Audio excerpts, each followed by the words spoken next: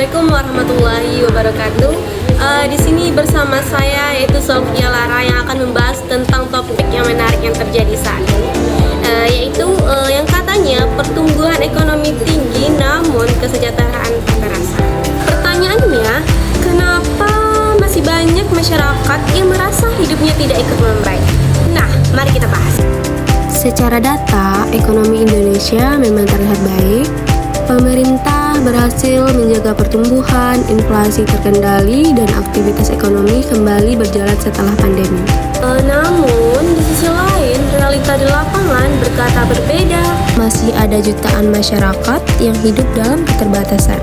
Bahkan menurut data, puluhan juta penduduk Indonesia masih berada dalam kondisi miskin dan ketimpangan pendapatan masih cukup tinggi.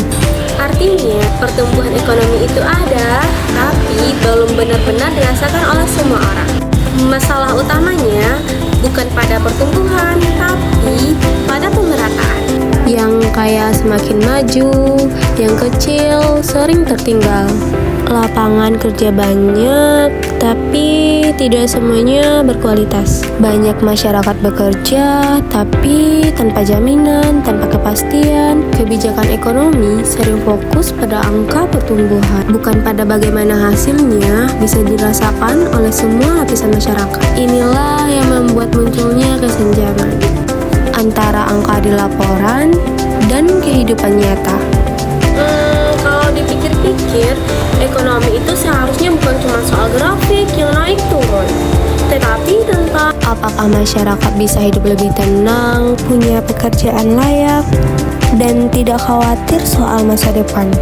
Jujur saja, rasanya tidak adil ketika ekonomi tumbuh, tapi masih banyak orang yang berjuang untuk sekedar bertahan hidup. Banyak ekonom dan pengamat juga mengatakan hal yang sama, bahwa pertumbuhan ekonomi seringkali hanya terasa di atas kertas. Bahkan ada yang mengkritik bahwa sistem ekonomi saat ini masih lebih menguntungkan kelompok tertentu, bukan masyarakat luas. Namun di sisi lain, ada juga yang mengingatkan bahwa pertumbuhan tetap penting sebagai fondasi. Jadi masalahnya bukan memilih salah satu, tapi menggabungkan keduanya. Solusi sebenarnya jelas, kita butuh ekonomi yang tidak hanya tumbuh, tapi juga adil.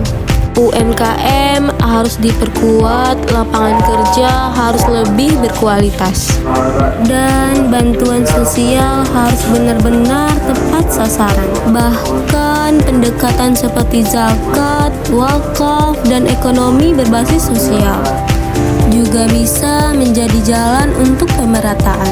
Karena pada akhirnya ekonomi itu tidak ada artinya kalau tidak dirasakan oleh semua rakyatnya. Ingat ya, ekonomi itu tidak boleh hanya tumbuh, tetapi juga harus adil. Sekian penyampaian topik dari saya. Semoga bermanfaat. Saya Sofia Lara. Kalau ada kata-kata kesalahan, mohon maaf.